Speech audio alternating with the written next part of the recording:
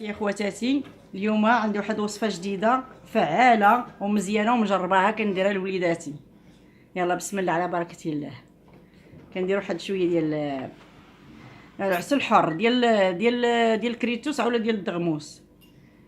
بالنسبه للولاد الصغار ديال الدغموس عجبهم شويه حار، ديروا ديال الكريتوس ولا ديال الزهر. بسم الله. ندير 2 معالق تاع العسل.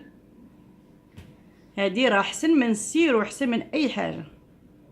ولدي انا كانت فيه الكحبه، ولكن الحمد لله ما خليت، ما درت لي السيروات ديال الفرماسيان، شربعت السيروات والو. دابا الحمد لله دابا ولا شويه لاباس. نديرو واحد 2 معالق ديال القرفه، 2 معالق ما عامرينش بزاف، شويه غنحركهم بحال هكا نخلطوهم.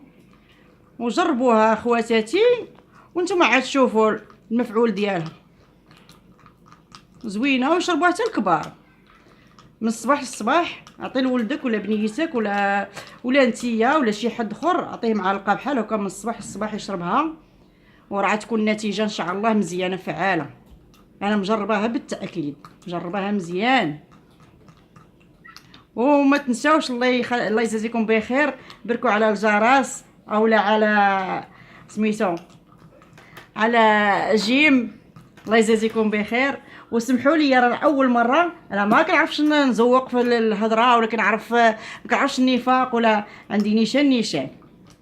وان شاء الله تتبعوا معايا وغيكون زعما خير ان شاء الله. غيكون وصفات كثيره، غيكون الطبخ حتى هو مزيان. جاي ان شاء الله، جاي رمضان، الله يدخل عليكم بالصحه وبالعافيه وبالهنا وطول العمر نتوما وليداتكم ومول داركم. الله يجازيكم بخير.